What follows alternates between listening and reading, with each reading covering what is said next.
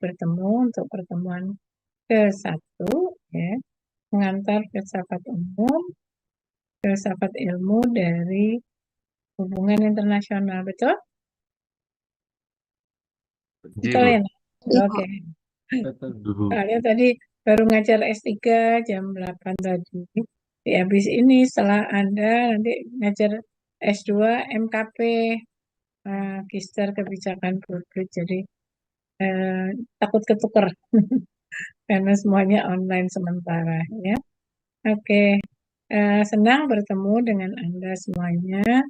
Mohon maaf nggak bisa berkenalan satu persatu, tapi nanti kalau mau ada yang tanya atau mau apa saja boleh raise hand ya, nggak masalah. Ya. Oke, biar waktunya kita. eh, nah, ketika Anda belajar tentang filsafat ilmu pada studi hubungan internasional, apa yang dibayangkan? Apa yang dipahami? Ya, siapa yang mau memulai? Ya, monggo Mas Dwi Fadil, Anda. Apa yang Anda bayangkan, Anda pahami ketika hubungan internasional harus belajar tentang filsafat ilmu? Monggo. Mengapa negara satu dan lain berkonflik? Ada kaitannya sama konflik antar negara gitu ya. Kenapa sih harus ada konflik gitu ya? Anda ingat nggak itu apa syair lagunya John Lennon Imagine gitu ya? Dia itu dari syairnya Imagine ketika bayangkan ketika apa negara itu tidak ada, kayaknya orang nggak berantem deh. Bayangkan kalau tidak ada agama, mungkin lebih damai gitu ya. Jadi eh, ini bukan berarti bahwa adanya negara, adanya agama itu adalah sumber dari pertikaian, konflik, ya kan? Tapi kenyataan yang Anda hadapi sebagai mahasiswa hubungan internasional ini, kenapa sih wis duwe negara dewe-dewe kok si umek gitu ya, kok berantem aja gitu ya Mas. Iya, Fadil. Jadi, nah dari situlah kemudian Anda kemudian mencoba mencari jawab gitu ya. Barangkali melalui filsafat ilmu, maka permasalahan yang Anda temukan pada saat belajar hubungan internasional itu dapat dipecahkan ya. Karena ada misalnya tentang skeptisisme, ada dekonstruksi, ada pemikiran kritis yang nantinya akan men-challenge, mengajak Anda semuanya untuk apa sih di balik konflik antar negara? Ada masalah apa? Misalnya ketika kita bicara pemilu ya, tadi siapa yang ikut konferensi pers di depan Pasca? Ya? Tadi ada teman Anda dari HI yang menjadi salah satu juru bicaranya selain Prof. Hotman. Ya, memang Bu Pinking mengatakan pada yang mengkoordinir, jangan yang sepuh semua, ya, harus ada generasi muda, harus ada apa keterwakilan gendernya. Jadi Prof. Hotman laki-laki, mahasiswanya perempuan. Ya, kebetulan dari HI. Jadi artinya ini kan membuka kepekaan Anda untuk apa ikut peduli terhadap permasalahan bangsa. Kalaupun Anda nggak punya urusan dengan apa caleg, capres dan sebagainya, bukan berarti kita harus cuek. Kita tetap harus peduli. Kita nggak mau negeri ini menjadi negeri yang kacau, pemilunya tidak damai, ada pelanggaran etika. Kita tidak mau itu. Kita belajar ilmu pengetahuan itu kan dilatih untuk peka, tidak cuek ya. Untuk apa belajar ilmu kalau ilmumu buat dirimu sendiri. Intinya itu. Jadi apa yang dibayangkan dipahami ketika harus belajar tentang filsafat ilmu pada studi hubungan internasional antara lain seperti yang dikatakan oleh Dwi Fadil tadi bahwa kenapa sih harus ada konflik antar negara? Kira-kira bisa nggak nanti pembahasan pemikiran, teorisasi, metode dan yang dipelajari dalam filsafat ilmu itu bisa memberikan jawaban, memberikan solusi atas permasalahan-permasalahan yang terjadi baik di dalam negeri maupun antar negara. Ya. Oke, Mbak Diva Putri, ada? Iya, Bu. Kalau Mbak Diva apa yang dibayangkan? Apa yang dipahami ketika harus belajar tentang filsafat ilmu pada studi hubungan internasional? Kayaknya nggak perlu deh, Bu. Oh, perlu, Bu, karena begini-begini. Apa yang Anda paham?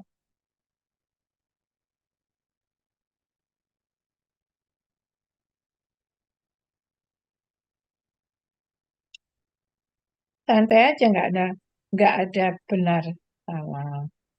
Iya, Bu. Menurut saya pribadi harus Mm-mm. belajar filsafat itu sendiri karena kita harus berpikir kritis, terutama untuk belajar hubungan internasional karena membahas interaksi antar negara itu sendiri.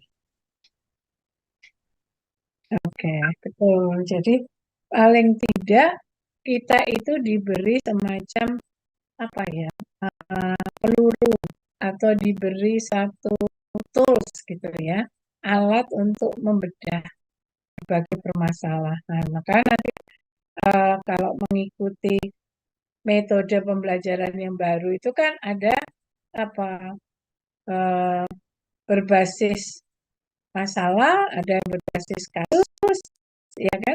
Ada yang berbasis project. Nanti kita lihat apakah Anda ingin membedah masalah hubungan internasional ini berdasarkan permasalahan, ya, ataukah berdasarkan kasus atau berdasarkan project. Oke. Nah, apa yang terjadi sebenarnya dalam kehidupan berbangsa dan negara?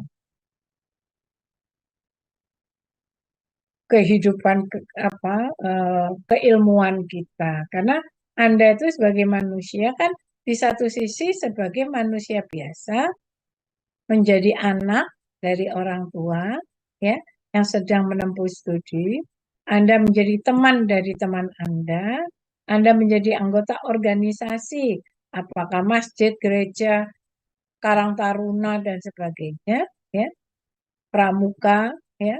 Anda menjadi anggota organisasi internasional, ya. Jadi kita sebagai manusia ini, badan kita, pikiran kita, tenaga kita ini terbagi-bagi, ya. Jadi mahasiswa, ya. Menjadi anak dari satu keluarga, ya. Kalau orang tuanya jualan di pasar, masa iya sih kamu cuek? Kan ya sekali bantuin, gitu kan? Jadi kehidupan Anda itu sangat-sangat kaya, sangat dinamis. Ya, ya, semakin Anda aktif di keluarga, di komunitas, di organisasi, semakin baik.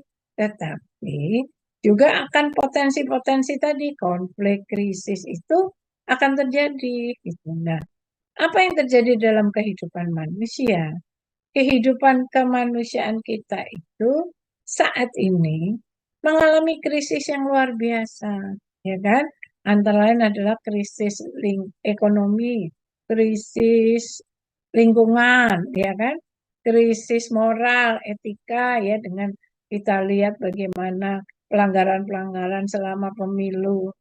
Gampang-gampang aja kalau Anda lihat sekarang di pinggir jalan itu caleg-caleg itu masang bannernya itu maku pohon nggak? Ada kan Iya, yang Bu. maku pohon ya Mas? Padahal aturannya boleh nggak? Nggak boleh. Nggak boleh. Tapi pelanggarannya berjamaah kan? Banyak yang langgar daripada yang tidak.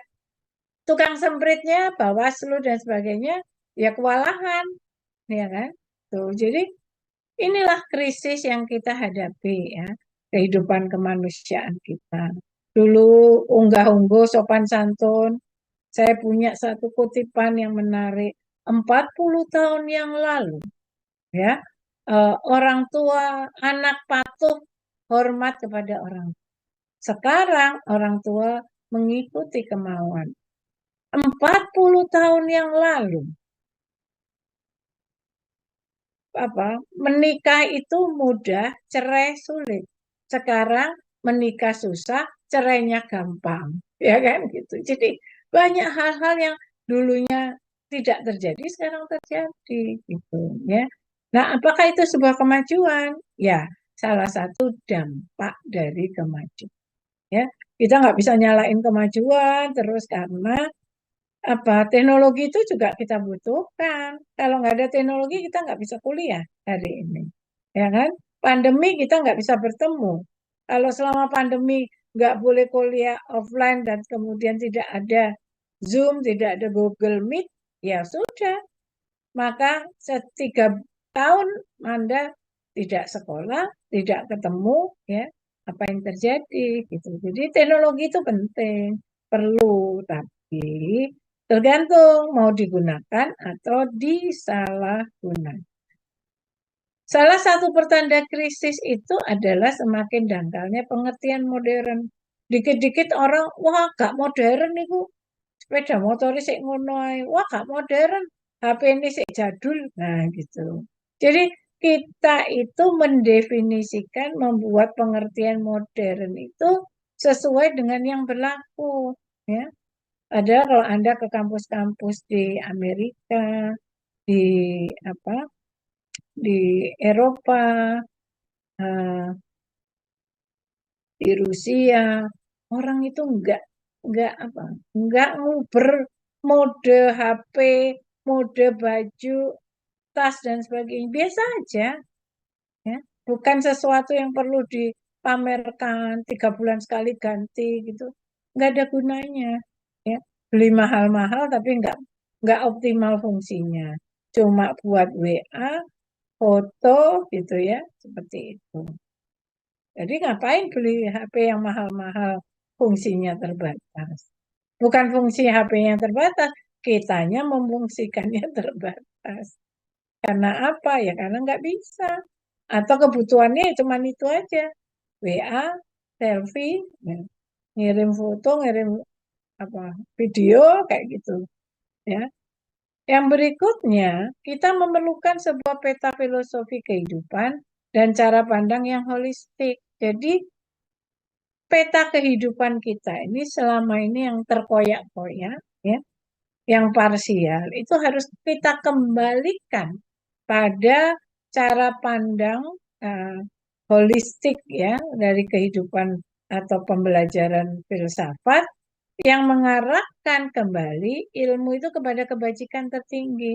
Jadi dulu itu ilmu dibuat untuk apa sih, Nak? Untuk mengatasi keterbatasan manusia. Ilmu dibuat supaya masalah cuaca bisa diatasi, krisis pangan bisa diatasi, keterjangkauan eh, transportasi antar satu wilayah ke wilayah yang lain itu bisa diatasi. Jadi ilmu itu adalah untuk tujuan kebaikan, untuk kebajikan, bukan sebaliknya. Nah, dari semua itulah kita memerlukan pemahaman pentingnya penguatan dimensi filosofis, ya. Harus diperkuat lagi. Ketika sekarang di zaman AI, ya, artificial intelligence. Mas Sebastian, kalau menurutmu di zaman AI, di zaman komunikasi digital ini, belajar filsafat itu perlu nggak sih, Mas? Tergantung sih Bu. Maksudnya kalau kita ngomongnya di sudut pandang interaksi ya iya perlu karena memang dasar ilmu kita filsafat. Cuman kalau bagi orang kebanyakan ya sebenarnya tergantung mereka merasa perlu atau enggak tuh. Karena kan filsafat kan luas banget. Palingan mereka juga cuma belajar ya yang menurut mereka berguna bagi kehidupannya doang. Maunya yang praktis-praktis, ya kan? Seperti itu, ya kan? Dipikir praktis itu mesti hebat, gitu kan? Digital, jam digital, ya kan? Pintu tinggal pakai voice bisa buka, gitu kan? Karena kan mager, ya. udah semuanya dari jauh, pagar bisa dibuka, pintu rumah bisa dibuka, pakai voice, pakai pemindai mata dan sebagainya, ya, pakai touch screen, ya, itu kemajuan teknologi. Tapi apakah dengan menguatnya peran teknologi, kemudian manusia itu nggak perlu berpikir lagi? Ya enggak lah, manusia tetap harus berpikir. Operatornya, masternya harus manusia. Itu yang dikatakan Jack Ma bahwa nggak ada. Manusia tetap penting dalam kehidupan. Karena ada emotional touch yang itu nggak dimiliki oleh benda-benda yang ada di sekitar kehidupan kita yang selama ini menggantikan peran-peran manusia, ya kan? Beberapa peran manusia seperti ngelinting rokok, ya, menggulung kabel, bikin ini, bikin itu, bikin roti, bikin batik, ya, dengan printing motif batik bisa banyak hasilnya, ya kan? Bisa dalam satu hari menghasilkan ribuan lembar kain batik dengan motif tertentu.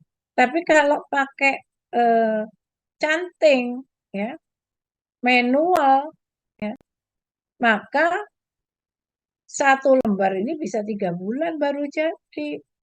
Makin sulit ya makin lama, tapi harganya tentu menjadi mahal. Yang printing tadi, maka dia bisa meniru motif yang sama, tapi harganya bisa murah karena jumlahnya bisa masif, bisa banyak. Itu perbedaannya, ya. Teknologi dan non-teknologi modern. Apa saja yang nanti kita pelajari, ya. Hari ini kita bicara tentang pengertiannya apa, ruang lingkupnya apa, kontraknya belajar, sejarahnya seperti apa, lalu hubungan filsafat, filsafat ilmu dan pengetahuan itu apa, fokus dan manfaat belajar filsafat ilmu pengetahuan itu apa, kebenaran ilmu itu apa sih, gitu ya. Macam-macam sumber pengetahuan, pengembangan kebenaran ilmiah dalam pengetahuan, dalam pengembangan ilmu pengetahuan, metode ilmu pengetahuan ilmiah apa saja, ya, lalu struktur dan perkembangan ilmu pengetahuan itu seperti apa, hukum teori ilmiah dan life word, hukum teori ilmiah dan mengenal logika. Logika penting sekali, nak, ya. Kita bicara kebenaran ilmiah itu nomor satu adalah logis, rasional. Artinya logika perlu penting dipelajari. Ya. Karena dengan logika yang katanya sebagai mendahului ilmu, maka Anda bisa menuliskan sistematika penulisan itu menjadi runtut, tidak lompat-lompat, punya arti, dan sebagainya. Ya. Lalu ilmu pengetahuan nilai dan keadaan bebas nilai. Jadi kita bicara tentang etika moral itu ya ada hubungannya sama ilmu pengetahuan. Ya, kalau orang belajar ilmu pengetahuan, kemudian menjadi diajarin etika, lalu kemudian menjadi tim suksesnya caleg capres, nggak apa-apa, bukan nggak boleh, tetapi ya jangan kemudian menggadaikan integritasmu sebagai orang yang belajar ilmu, ya. Yang baik ya katakan baik, ya. Jangan misalnya nanti hasil survei diubah-ubah gitu, itu nggak baik, ya. Tidak salah tapi melanggar kepatutan, ya, melanggar moralitas. Tuh. Lalu kebudayaan, ilmu pengetahuan dan teknologi. Kenapa sih orang-orang Bugis, orang Madura itu jagoan di laut, ya? Kenapa? Kenapa orang-orang tertentu itu dia jago di kayak orang India itu jago banget di accounting, ya? Sehingga banyak sekali orang Amerika itu yang ngurusin pajaknya itu orang India, ya. Jadi ada disubkan gitu ya orang yang, dan itu kan sebuah talenta tertentu, ya. Jadi apa hubungannya kebudayaan, iptek, dan pengembangan iptek tadi, ya. Kenapa banyak teman-teman Papua yang jago sepak bola, ya. Kenapa banyak orang Ambon, orang Batak jago nyanyi, itu kan ada ada persoalan kebudayaan di situ, ya. Kenapa yang menguasai besi tua se-Indonesia itu dari Madura? Itu kan ada ada background kulturalnya, ya. Lalu hubungan internasional iptek dan filsafat ilmu itu seperti apa? Eh, 3 hari yang lalu Bu Pinky rapat Zoom dengan Duta Besar RI untuk Addis Ababa, ya, Ethiopia, ya. Beliau mengajak, nanti saya tawarkan kepada Anda, siapa nanti tolong catat nomor HP Bu Pinky ya, siapa yang berminat menulis tentang Afrika. Jadi Afrika di mata pemuda Indonesia. Beliau menawarkan untuk bikin buku yang dimuat dan bagus, nanti akan dapat sertifikat, ya, sebagai penulis buku itu, dan tentu juga dapat bukunya, ya.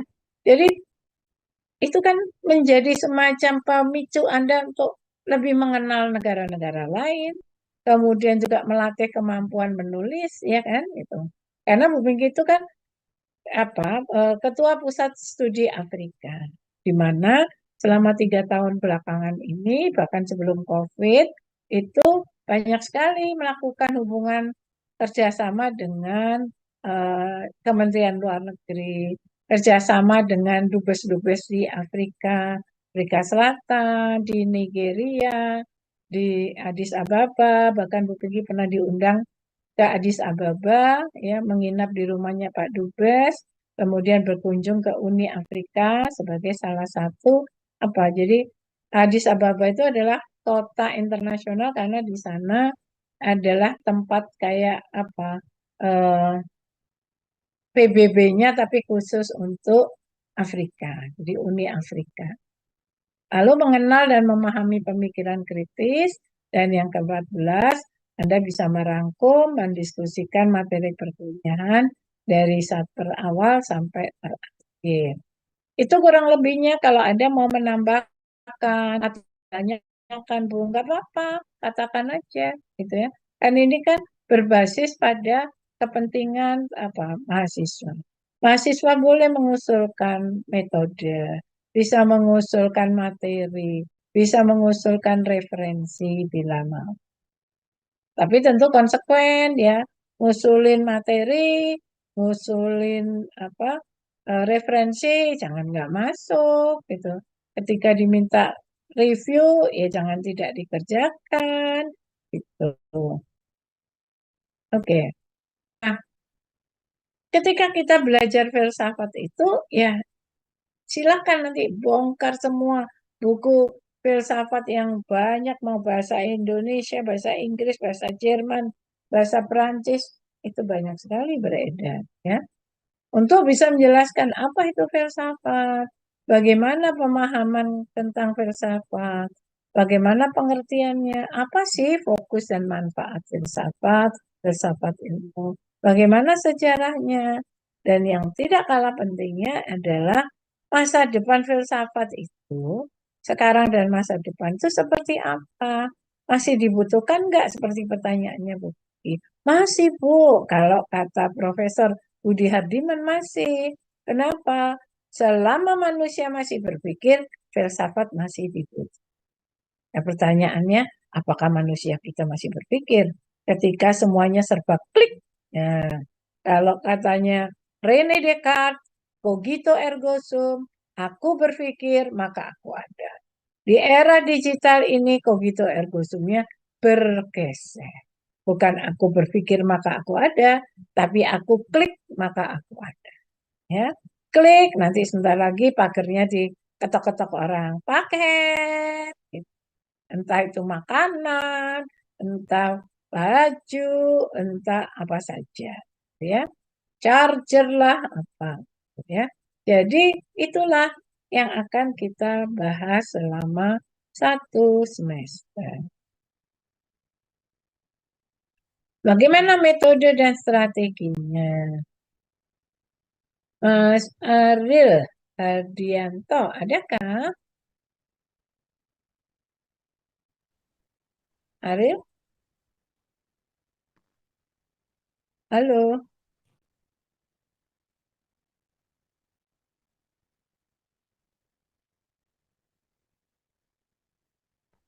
Alivia ada?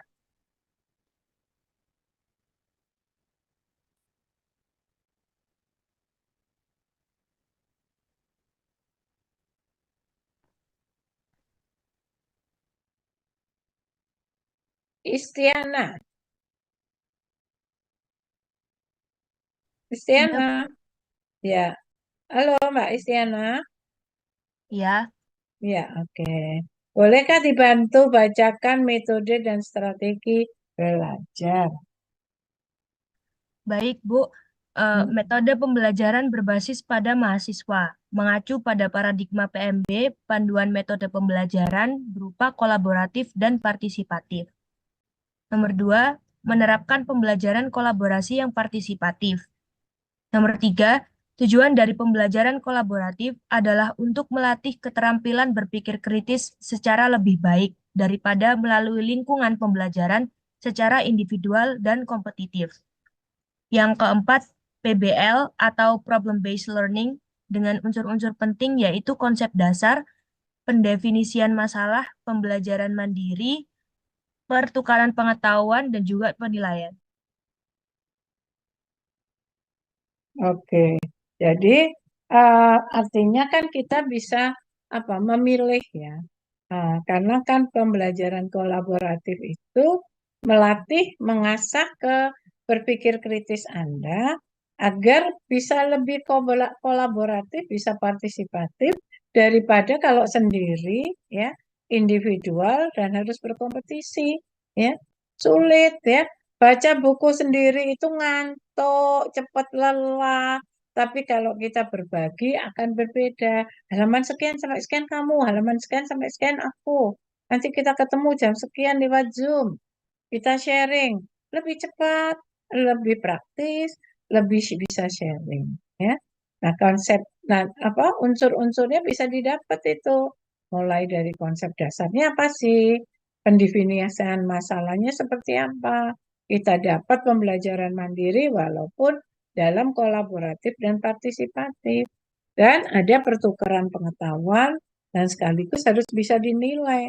Sukses enggak? Selama 1 bulan misalnya. Anda dengan menerapkan pembelajaran kolaboratif itu mempermudah enggak? Mempercepat enggak? Nah, itu harus dievaluasi, harus ada penilaian. Oke. Nah, pembelajaran kolaborasi itu setidaknya ada 4. Ada ketergantungan positif, ada interaksi timbal balik, melatih keterampilan sosial. Karena kan kita harus berteman, harus minimal 2 orang, 3 orang, lebih bahkan kalau Anda kan jumlahnya banyak. Nggak mungkin lah satu kelompok 2 orang. Jadi berapa kelompok kan kebanyakan gitu ya. Jadi kalau jumlahnya 100 lebih ya udah bikin 10 kelompok maka ada yang 10, ada yang 11, ada yang berapa. Yang penting semuanya aktif ya. Ketergantungan positif itu artinya ya saling membutuhkan ya untuk keberhasilan bersama. Ada interaksi timbal balik. Ada evaluasi ya. Kontribusimu apa? Jadi Bu Pinky biasanya di UAS itu saya tanyakan nak ketika membuat UAS-nya itu adalah project base. Project base kan berarti kelompok ya. Misalnya projectnya bikin video pendek tentang apa ya, tentang masalah-masalah hubungan antar bangsa, tentang etika komunikasi melalui media sosial dan seterusnya. Nah, ketika proyek itu kalian buat, maka evaluasi dirinya itu adalah sejauh mana manfaatnya proyekmu kepada masyarakat. Caranya apa? Unggahkan di medsosmu. Komentarnya orang yang buka IG-mu dan sebagainya apa? Oh bagus, aku jadi tahu ini. oh ada ya itu, dan seterusnya. Ya. Selain dievaluasi proyeknya, juga evaluasi kontribusimu. Saya selalu akan tanyakan di dalam ujian, apa peranmu dalam proyek BIS itu? Sebagai apa? Oh, saya membuat konsepnya, Bu. Saya yang menyusun tornya, Bu. Saya yang membuat videonya, Bu.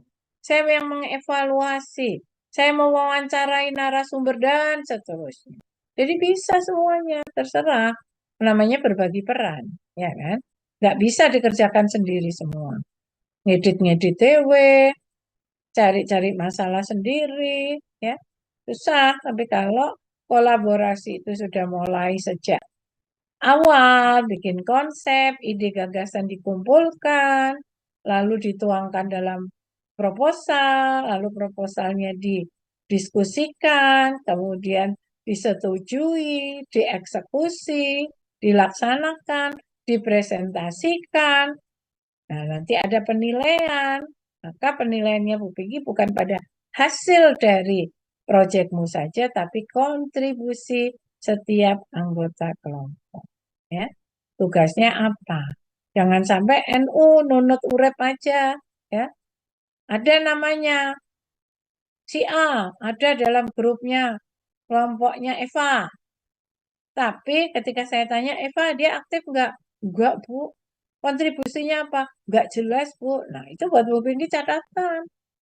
Itu. Saya nggak akan memberi nilai yang sama pada mereka yang kontribusinya nggak maksimal dibandingkan temannya yang maksimal. Kasihan dong teman-temannya yang sudah susah payah. Jadi itu, ya. Oke. Nah, metode belajar yang ditawarkan, ada ceramah seperti ini, ada diskusi, diskusinya bisa diskusi pleno seperti ini, saya tanya Anda jawab, bisa juga diskusi kelompok, ya, bisa berupa kuis, bisa tugas, ya, tugasnya bisa review jurnal, bisa review film, Anda boleh pilih film-film tertentu yang menurut Anda akan memberi pencerahan tentang hal-hal yang bersifat kasus, bersifat permasalahan, dan seterusnya. Penilaiannya mulai dari kehadiran, keaktifan dalam kelas, mengumpulkan tugas, mengerjakan UTS, mengerjakan UAS, ya. Ada tanda tangan tapi tidak ada tugasnya. Lalu yang mau dinilai apa? Itu, ya. Tugas berupa makalah, review buku, jurnal, telaah clipping, diskusi, tugas kelompok, ya, review film, dan sebagainya. UTS, ujian soal esai, UAS-nya ujian esai atau makalah yang berkait dengan review atau tugas project itu, ya. Jadi kalau UTS kalian membuat kasus apa, kalau UAS mau bikin project apa, silakan. Nanti kita sepakati. Ya. Kemarin ada mahasiswa antropologi hukum bertanya kepada Bu Pinky, Ibu nanti ngajarnya banyak enggak? Emang kenapa kalau Bu Pinky ngajarnya banyak? Bu Pinky ngajarnya di antropologi hukum itu setengah semester setelah UTS. Oh, baiklah Bu. Emang kenapa kamu kok tanya? Karena pengen dapat tugas seperti yang lalu. Etika. Loh, apa tugasnya? Yang kamu anggap kamu suka, yaitu project base, Bu. Kita bikin project untuk kampus yang damai. Lalu kita bikin konsepnya, kita bikin posternya, lalu kita bikin pameran di depan museum. Lalu mendapatkan tanggapan orang baik secara offline, online. Buat mereka ternyata itu bermanfaat. Monggo, kalian juga bisa mengusulkan hal-hal semacam itu. Karena memang sekarang harus senternya itu Anda, mahasiswa. Ya. Senternya adalah mahasiswa, bukan dosen. Dosen ini hanya menawarkan. Kalau Anda oke, ya mari kita kerjakan. Tapi kalau kamu bilang, enggak Bu, ya enggak apa-apa. Ya. Tapi tetap harus ada yang bisa kita nilai. Kalau enggak ada yang bisa dinilai, terus apa nilaimu dari mana? Ya kan? Makanya ketika setiap kehadiran, Bu Pinky selalu meminta untuk baca presentasi, evaluasi, kemudian memberi contoh. Ngerti konsepnya, ngerti Bu. Contohnya apa? Harus kamu cari, harus mikir. Kan cogito ergo sum. Aku berpikir maka aku ada. Ya. Kalau mahasiswa nggak mau mikir, Bu Pinky suruh ngomel sendiri, ya capek. Ya. Apalagi kalau Senin. Senin Bu Pinky puasa, suruh ngomel terus sampai sore, ya capek. Gitu ya. Nanti sebentar lagi jam 4 ada kuliah lagi, S2. Oke, jadi metode dan strategi belajar filsafat ilmu pada hubungan internasional itu yang pertama menetapkan dulu metode pembelajarannya seperti apa. Lalu apa yang mau diterapkan? Pembelajaran kolaboratifnya seperti apa? Partisipatifnya seperti apa? Membuat pilihan atau bersama-sama UTS-nya apa? Problem based ya. Apa? UAS-nya case based atau project based terserah ya. Itu pilihan. Nanti jangan dijawab sekarang. Nanti aja gitu ya. Sambil proses gitu ya. Lalu yang keempat adalah setelah membuat pilihan, maka memperkuat komitmen dan menetapkan langkah-langkahnya. Bagaimana komitmennya, bagaimana melaksanakan, bagaimana mengevaluasi, bagaimana bisa menilai, dan seterusnya. Oke. Nah, sekarang Anda tuliskan ya. Nanti bersama-sama dikirim ya lewat Google Drive dijadiin satu ya. Ketua kelasnya siapa nanti ditunjuk supaya nggak ngirim ke Bu Pinky satu-satu. Nanti saya beri ininya apa alamat emailnya Bu Pinky supaya dijadikan satu ya, satu drive terus nanti dikirim melalui email Bu Pinky. Jadi enak. Bu Pinky tahu nama jumlah mahasiswanya berapa, namanya dan sebagainya, komitmennya seperti apa.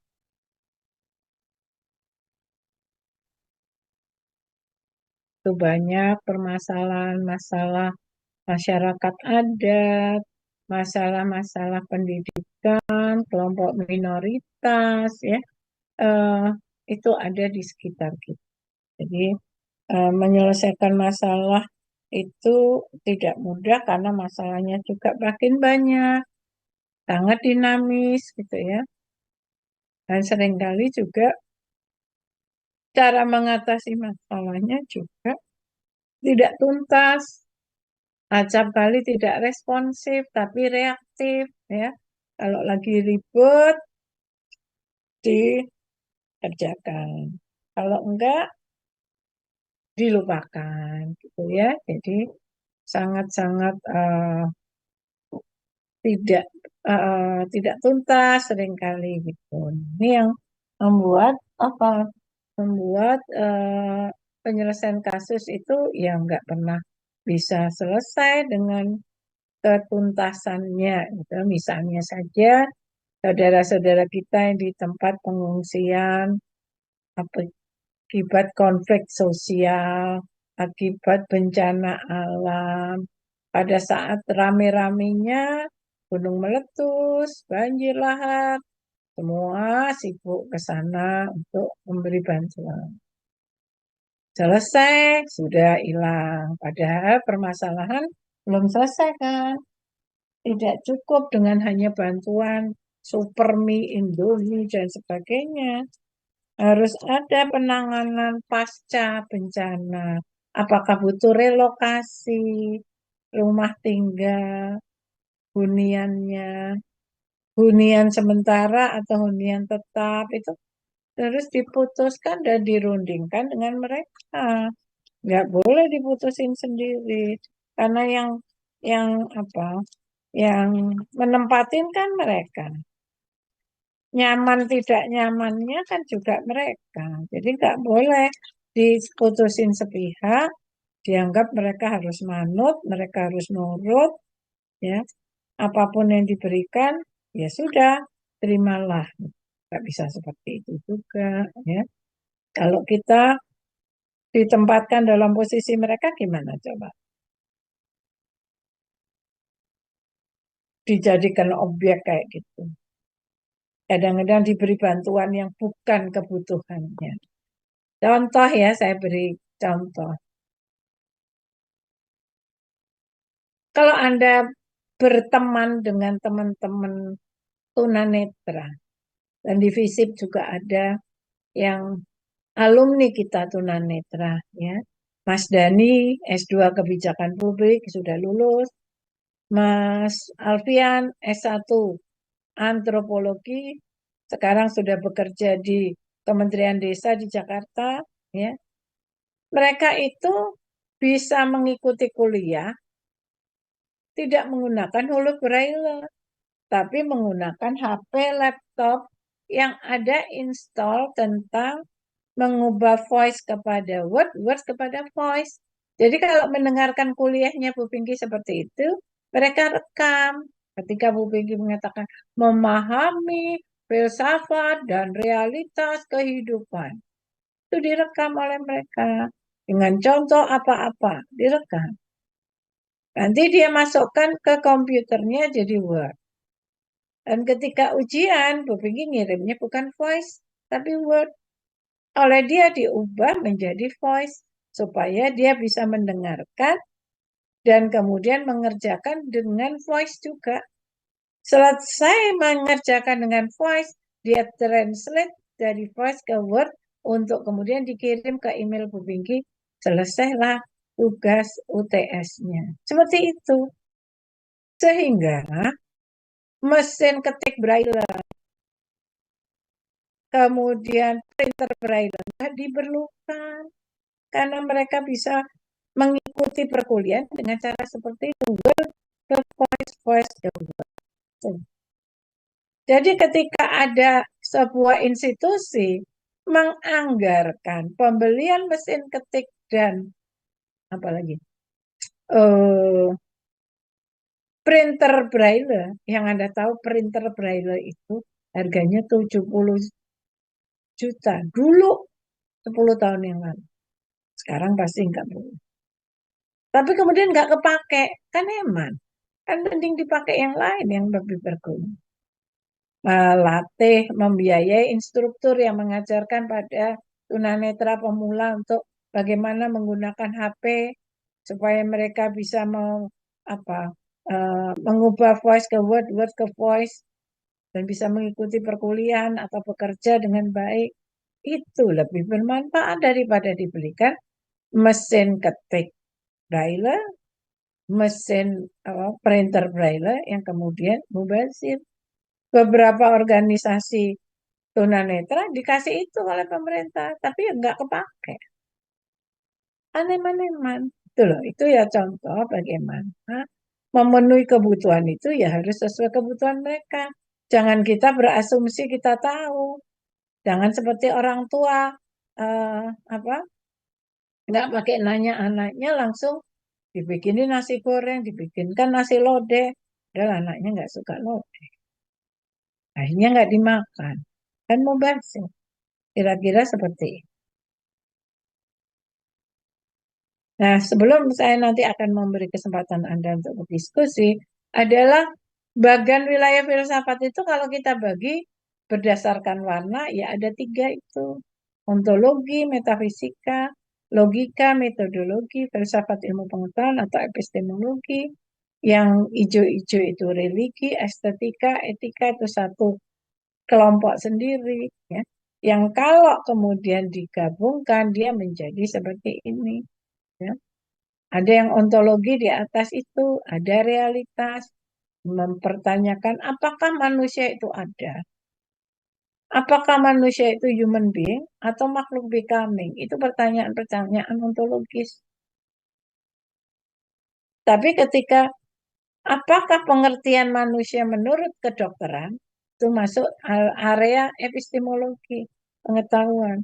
Pengertian manusia secara antropologi, pengertian manusia secara demografi, kedokteran berbeda-beda. Itulah area epistemologi.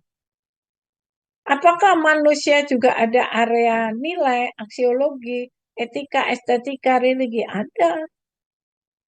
Kan nilai manusia itu ditentukan apa? Orang Jawa itu mengatakan bahwa apa? Sejatinya manusia itu ya apa? Intinya adalah kemartabatan. Dia mempunyai martabat. Dia punya keluhuran budi dan sebagainya. Bisa jadi agama lain, budaya lain juga berbeda, tapi senantiasa adalah benang merahnya. Nilai tentang estetika, dan sebagainya. Walaupun kadang-kadang ada yang ekstrim, misalnya saja kalau Anda ke Jawa, Anda makan, terus habis makan apa berdahak, kok berdahak apa ya itu? Yang gelegean itu bahasa Indonesianya apa, Nak? Bersendawa, Bu. Bersendawa. Kalau orang Jawa bersendawa itu nggak sopan, ya kan? Tapi pada suku yang lain, kalau Anda diajak makan, belum bersendawa, kamu ditawarin terus sampai kamu gitu. Jadi kan artinya nilai-nilai yang dianggap luhur untuk urusan sendawa, sopan santun dan sebagainya itu kan berbeda. Coba Anda yang pernah ke luar negeri, ke Amerika, ya, ke Prancis, ya, ke negara-negara itu. Di kota kecil sekalipun selalu Anda disapa, "How are you? I'm fine, thank you, and how are you?" Jadi ketika kamu ditanya, kamu harus bertanya kembali. Kalau berpisah nanti ngomong, "Have a nice day." Mendoakan, walaupun bukan orang kenal dekat, cuman kebetulan transaksi satu penjual, satu pembeli. "How are you? Fine." Setelah ngasih barangnya dan kembaliannya, "Have a nice day." Apakah harimu baik? Ya. See you soon dan sebagainya. Itulah namanya aksiologi nilai, gitu loh. Ya. Jadi manusia bisa dilihat dari ontologinya, bisa dilihat dari epistemologi, bisa dilihat dari aksiologi. Ya, tuh, ya. Nah, bagaimana memahami filsafat? Filsafat itu apa sih? Filsafat itu upaya. Filsafat itu proses. Filsafat itu metode, cara, pola pikir, hasrat, dambaan. Untuk apa? Untuk mencari kebenaran.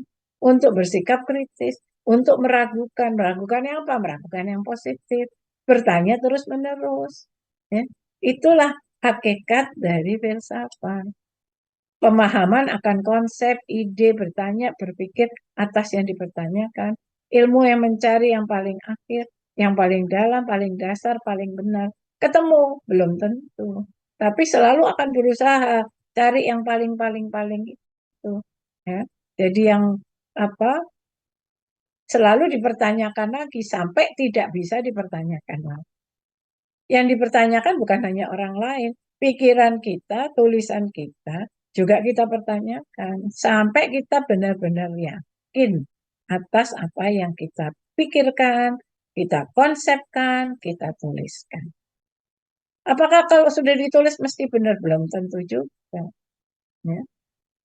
Akan ada proses untuk mencari yang paling-paling itu, mencari kebenaran-kebenaran.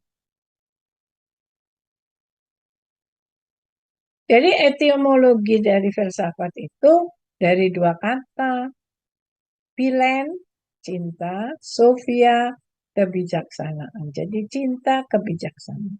Jadi kalau ada orang belajar filsafat, baik belajar filsafat seperti Anda, atau yang belajar khusus seperti Bu Pinky, lalu kemudian tidak cinta kepada kebijakan, aneh. Ya. Loving of wisdom itu basic dari filosofi. Ya. Jadi kalau orang kemudian belajar filsafat tapi menyebar kebencian, menyebar hoax, ada yang salah berarti dari otaknya itu, gitu ya. Berarti tidak paham prinsip dasar dari filosofia itu. Cinta kepada kebajikan, cinta kepada kebijaksanaan, ya. Loving of wisdom itu ada. Dan Anda sebagai manusia sendiri, cinta itu adalah natural, alamiah. Kebencian itu diajar. Ya. Nggak ada orang begitu lahir langsung belajar membenci, itu enggak ada. Dia pasti diajar. Ngomong kotor, menghujat, itu dia belajar dari lingkungannya. Nggak begitu lahir kata-kata pertama yang dicari adalah kata-kata yang menjijikkan. Nggak ada. Dia akan pasti belajar senyum karena ketika dia habis dimandiin, ganti baju, semua tersenyum terhadap bayi itu. Dan dia belajar senyum juga. Merespon senyum dari orang-orang yang mengelilingi dia. Itu. Jadi manusia lahir dengan cinta, meninggal juga diiringi cinta. Ditangisin, ya kan? Ditaburin bunga. Ingat nggak kasusnya Yosua yang dibunuh oleh Sambo dan kawan-kawan? Budaya membongkar kejahatan hukum. Ya. Kenapa? Karena Yosua orang Batak. Coba Yosua orang Madura atau orang Jawa. Pokoknya begitu meninggal ya dikubur langsung. Gak ada didelok, gak ada di apa. Sudah waktunya cepat makin baik. Itu kan prinsip-prinsip dalam apa kultur Jawa, Madura dan Betawi juga. Ya. Nah, orang Batak jenazah itu diajak ngobrol, ada interaksi dan harus dibuka. Dan disitulah terbongkarnya kasus kejahatan. Karena kan lebam semua, ada darah dan sebagainya. Baru kemudian diotopsi, diperiksa ulang dan sebagainya. Itu sehingga terbongkarlah semua ini. Saya membayangkan kalau korbannya bukan orang Batak ya nggak kebongkar. Jadi budaya ikut membongkar sebuah kejahatan hukum, ya. Kejahatan kekuasaan, ya. Bos kepada anak buahnya. Gitu. Filsafat dan pengetahuan kita belajar dari sejarahnya, lalu kita belajar dari sejarah filsafat kuno itu seperti apa, lalu konsepsi manusia, sains dan seni itu seperti apa, ya. Belajar dari tokoh-tokohnya dari masa ke masa, dari Foucault kita belajar apa, dari Baudrillard kita bisa belajar apa, dari Habermas kita bisa belajar apa, ya. Itu.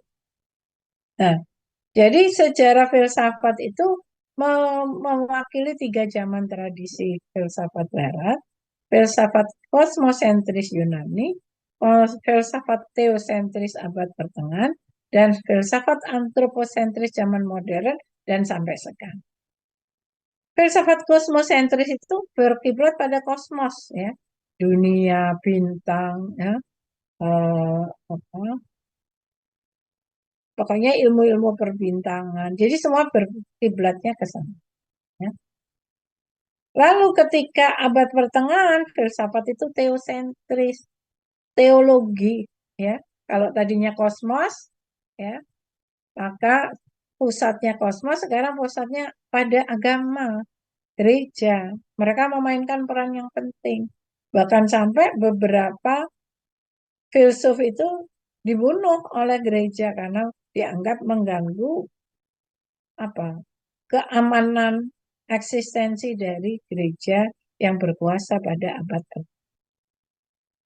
Dalam perkembangannya kemudian masuk ke filsafat antroposentris zaman modern dan kontemporer seperti sekarang. Maka pusat dari sentralnya adalah antropos, manusia. Maka yang berkembang adalah filsafat manusia, filsafat kebudayaan, filsafat politik, filsafat feminis, dan seterusnya. Oke.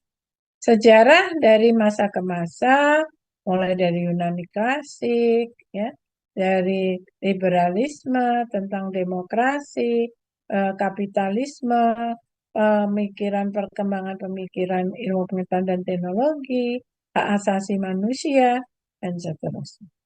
Oke. Pertanyaannya, Mbak Yasmin ada? Halo, Yasmin. Halo, Ya, ada Bu. monggo dibaca. Mengapa filsafat penting dipelajari? Mengapa filsafat penting dipelajari? Pertama, ilmu pengetahuan dan kehidupan membutuhkan filsafat.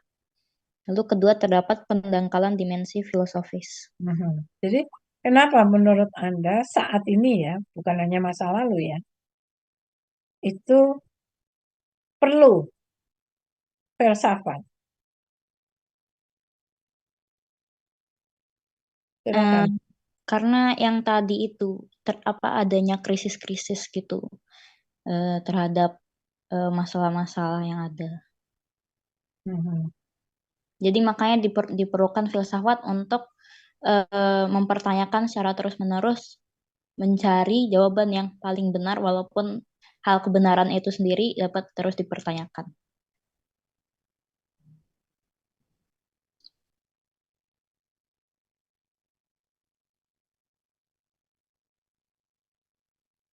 Ya, oke. Jadi, kenapa ilmu pengetahuan dan kehidupan membutuhkan filsafat? Kenapa filsafat itu penting dipelajari? Karena banyak masalah dalam kehidupan kita. Orang tidak merasa bersalah, ya, melakukan hal-hal yang tidak terpuji, ya. Apa yang dilakukan kami dosen-dosen senior dan dosen muda mahasiswa tadi yang menunjukkan orasi untuk kepedulian sosial, ya, untuk menyampaikan aspirasi sebagaimana kampus-kampus yang lain malah ditekan. Yang lucu, humasnya UNER malah mempunyai versi lain dan yang bicara bukan dosen-dosen yang netral, bukan mahasiswa yang netral, tapi caleg-caleg. Sedih banget kan? Katanya tidak boleh partisan. Kenapa? Kok justru orang-orang yang seperti itu yang ditangkap? Ya? Mau dibawa kemana kampus ini? Aja saya sampaikan supaya Anda juga ikut berpikir kritis. Walaupun kita tidak bisa berbuat apa-apa, tapi setidaknya Anda tahu bahwa ada hal semacam. Ya. Dengan diam pun kita sebetulnya sudah berpikir dan kemudian juga mendoakan supaya negeri ini menjadi lebih aman lah ya, bisa dihilangkan dari orang-orang yang memiliki kepentingan-kepentingan yang tidak baik, ya, baik untuk urusan negeri maupun kampus ini. Kata Pak Sudarminta, beliau mengatakan kita memerlukan sebuah peta filosofi kehidupan yang bisa menjelaskan kita ini berada di mana sekarang. Sekaligus arah perjalanan kita, ya. Mau kemana sih? Mau ke Jakarta, ke Bandung, ke Jogja, ke Lampung? Kan arah itu harus jelas. Gitu. Kalau mau ke Jogja, naiknya apa?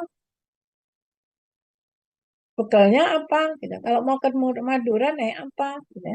Nah, peta-peta yang disodorkan oleh saintis telah membiarkan tidak terjawabnya banyak hal. Masalah penting dalam hidup manusia seringkali dianggap bukan masalah. Gerakan moral yang dilakukan sebagian besar orang di Indonesia, di UGM, di ITS, ya, UNPAD dan sebagainya, dianggap sebagai satu gerakan-gerakan yang tidak penting. Satu sisi muncul orang-orang yang menggunakan atribut-atribut yang tidak netral, malah bisa diliput, dipublish ya oleh kampus. Ini kan aneh.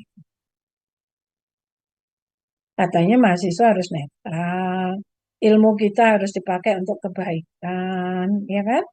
Jadi kita nggak boleh diam. Tidak diamnya tidak harus kemudian melakukan hal-hal yang buruk, tapi setidaknya kita tahu bahwa yang kita lakukan itu adalah sebuah kebenaran. Tuh. 1998 mungkin kalian belum lahir, ya. Bu Pinky ada juga di depan bersama teman-teman pada saat kita sibuk dengan urusan menurunkan Soeharto pada waktu itu, dan di FISIP ada 2 mahasiswa yang hilang sampai sekarang, ya. Herman dan Bimo Petrus. Apa pengembangan filsafat ilmu untuk pengembangan dunia pendidikan? Davania, kira-kira apa nak? Menurutmu?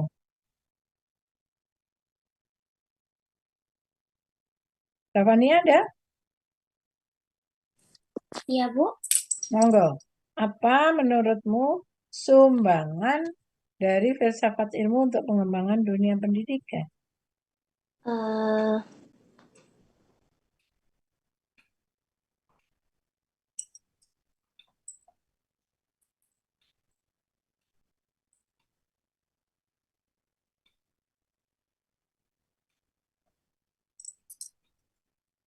Kalau menurut Davania sendiri, filsafat ilmu itu memberi acuan untuk mewujudkan cita-cita pendidikan yang diharapkan oleh suatu masyarakat atau bangsa. Ya, jadi artinya filsafat ilmu itu akan memberi kontribusi apa nak Em, pada gitu, pada dunia pendidikan. Seperti sekarang kamu belajar hubungan internasional, tapi kamu diminta belajar juga kan untuk eh, filsafat ilmu. Lalu apa manfaatnya untuk pengembangan dunia pendidikan? Supaya mungkin kita menjadi lebih apa misalnya. mungkin dengan memberikan petunjuk dan arah dalam pengembangan teori-teori pendidikan dalam teori-teori pendidikan aja sih. Jadi ketika Anda belajar ilmu pengetahuan, apakah di HI, apakah di antropologi, ya kadang misalnya kamu harus mengambil pengantar antropologi, maka kamu menggunakan filsafat ilmumu itu untuk membuka jalan. Belajar hubungan internasional, belajar antropologi, belajar apa saja menjadi lebih mudah. Karena ada penghelanya, ada yang membukakan jalan. Gitu, ya. Supaya yang kelihatannya bulat jadi lebih rapi. Yang apa tidak jernih jadi lebih jernih. Yang tidak jelas menjadi lebih jelas. Ya, oke.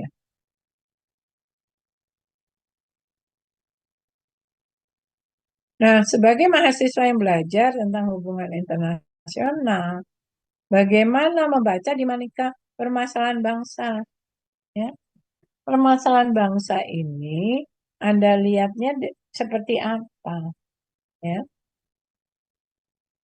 entah nanti Anda membahasnya dari case based atau project based atau apapun silahkan. Ya. Yang kedua adalah bagaimana menerapkan pemikiran filsafat termasuk pemikiran kritis untuk membaca menganalisis perkembangan permasalahan jelang pemilu 2024. Yang agak menonjol sekarang ini apa? Yang sekarang digalaukan oleh para akademisi seluruh Indonesia itu apa? Kan persoalan moral etika. Hari ini kalau Anda baca apa Kompas, anunya apa kartunnya, karikaturnya mengatakan bahwa hati sudah pergi, nurani sudah tenggelam, mengandalkan etika moral itu pun juga sudah bagus. Apa yang terjadi? Pelajaran apa yang diberikan kepada anak-anak muda? Di antara kalian pasti kan pemilih pemula juga. Sebagai pemilih pemula, pelajaran apa yang Anda dapatkan dengan pemilu yang tidak demokratis, pemilu yang tidak jurdil? Ini bukan soal siapa menang, siapa kalah, tapi bagaimana cara memenangkan. Ya. Jadi itu yang harus Anda tanamkan pada diri Anda dan juga keluarga. Biasanya ibu Anda, bapak Anda suka tanya, aku bingung, ya enggak? Istiana, orang tuamu suka nanya enggak? Iya, Bu. Nah, terus kamu jawab apa? Kamu sendiri ya bingung toh. Lihat apa sepak terjang yang tidak terpuji gitu kamu ya bingung. Milih ini kok gini, milih ini kok gitu, ya kan? Gitu. Jadi maka kita kembalikan pada kewarasan akal sehat kita, hati nurani kita, ya. Misalnya saya baca ada caleg yang menulis bahwa jadi caleg niat ibadah. Beneran tak? Jadi caleg niat ibadah. Kalau niat ibadah jadi marbot masjid aja, jelas itu. Iya kan? Itu kan apakah itu sebuah kesungguhan atau hanya retorika? Nah, itu yang harus kita pertanyakan. Jadi nanti minggu depan kita membahas nomor 1 dan 2 ini. Nah, saya berharap mulai hari ini, nanti kan yang dikumpulkan adalah tugas ininya kan, tugas apa kontrak belajar ya. Sedangkan ini nanti akan kita bahas sebagai tugas kelompok ya. Jadi Anda silakan memilih dari teman Anda nama-nama kelompoknya, berikan kepada Bu Pinky. Nanti kita diskusikan minggu depan ya. Nomor 1 menurut kelompok 1 apa? Nomor 2 untuk kelompok 2 apa? Gitu ya. Nggak ada salah benar, semuanya itu boleh menyampaikan argumentasinya. Bisa menyampaikan harapan-harapannya. Apa yang menurut Anda menonjol butuh sumbangan pemikiran filsafat ilmu, kan bisa macam-macam. Apakah Anda nanti akan menggunakan case kasus, Anda mau akan menggunakan permasalahan, project, ya mau. Itu tergantung pada kesepakatan kelompokmu. Karena ini eranya kan era senternya mahasiswa, dan mahasiswa diharap bisa kolaboratif dan partisipatif. Itu lebih ringan buat Anda. Nggak pusing-pusing sendiri, ngantuk-ngantuk sendiri. Terus terang memang kalau baca buku sendiri itu ngantuk nggak? Ngantuk. Bu Pinky aja yang ngantuk kok. Baru 2 lembar, 3 lembar, wes rasanya udah matanya udah lengket. Tapi kalau berbagi, didiskusikan, insya Allah enggak. Ya. Tuh. Oke. Jadi tugas minggu depan itu adalah mendiskusikan dan menentukan pilihan-pilihannya tadi. Mengusulkan metode perkuliahan. Tadi kalau metode perkuliahan yang Bu Pinky usulkan Anda sudah terima, ya nggak apa-apa. Katakan saja sesuai. Tapi kalau misalnya ada usulan dikurangi, ditambahi, monggo silakan. Ya. Mengusulkan bahan rujukan perkuliahan silakan. Kontrak belajar kan tadi juga sudah diminta. Jadi nomor 1, 2, 3 itu sifatnya kelompok. Nomor 4 sifatnya individu. Ya kan?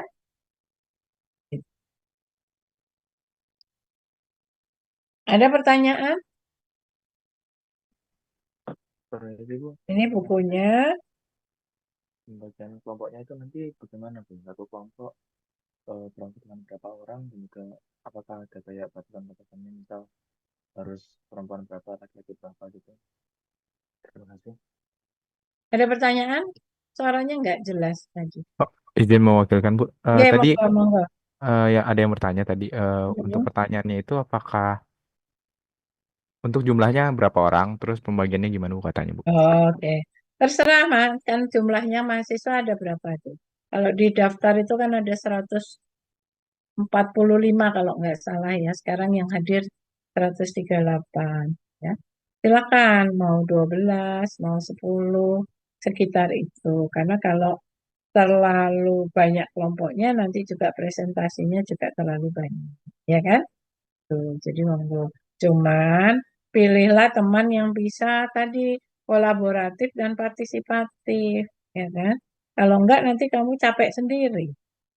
Bastian akan capek sendiri.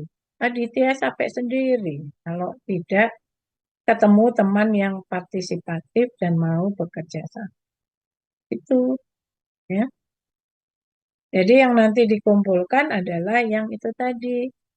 Nomor 1, 2, 3 itu kelompok, nomor 4 adalah kontrak belajar individu. Sedangkan materi yang sebelumnya tentang tugas 2 itu nanti kita diskusikan saat di kelas. Ya. Jadi untuk pendalaman materi. Ya. Ada pertanyaan lagi? Baik materi, metode, maupun juga tugas. Clear? Jelas? Monggo.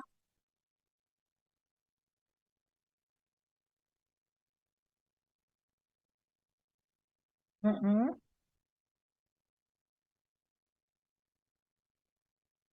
Dimensi filosofis, ya.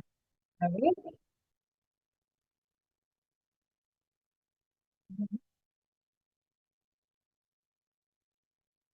ya, seperti yang dikatakan oleh Jack Ma ya, dia mengatakan bahwa kalau kamu mau perubahan, kalau kamu mau sukses, ya, ubahlah dirimu sendiri, ya. Jadi perubahan harus dimulai dari kita. Jangan berharap dunia akan berubah. Jangan berharap lingkungan kita akan berubah. Jangan berharap orang lain berubah untuk kita, ya. Bahwa kita tidak bisa mengubah semuanya seperti yang tadi saya sampaikan. Ketika sekelompok kecil dosen yang punya integritas, komitmen berkumpul untuk menyuarakan aspirasinya seperti di UGM, seperti di Unpad dan sebagainya, itu kan artinya bahwa ada satu kekhawatiran. Buat saya bukan urusan pada si calegnya, capresnya, tapi yang saya khawatirkan adalah generasi Anda. Contoh apa yang diberikan oleh mereka-mereka? Ya, kalau mereka tidak kita ingatkan. Kalau semua yang terjadi dibiarkan, maka kalian melihat itu sebagai contoh baik. Kenapa anak kecil ya di kampung-kampung itu belajar misuh, ngomong kotor? Karena dibiarkan. Pada saat Bu Pinky pernah bekerja sebagai staf khusus menteri di Kementerian Pemberdayaan Perempuan dan Perlindungan Anak, 10 tahun Bu Pinky di sana. 2 menteri, Ibu Mutia Hatta dan Ibu Linda Gumelar. Ada kasus anak umur 4 tahun edik merokok. Apa yang terjadi? Ya dia dijejeli orang dewasa. Gak mungkin kan anak itu ngambil-ngambil sendiri, beli sendiri. Duitnya dari mana? Jadi dia dijejeli oleh orang dewasa, dianggap lucu, akhirnya anaknya jadi edik. Kalau nggak dikasih rokok malah nangis. Maka ketika diterapi, maka dia harus didetoks dulu supaya ketergantungan pada rokoknya tidak secara drastis tapi pelan-pelan. Itu. Ya. Jadi membuat perubahan itu memang tidak seperti membalik tangan. Ya. Tapi setidaknya kita tidak menjadi bagian dari masalah. Saya pernah dalam satu seminar, nak, ada seorang guru loh, nak, mengatakan, percuma kita bicara seminar tentang masalah kekerasan, KDRT, dan sebagainya, undang-undang, tapi kekerasan terus berlangsung.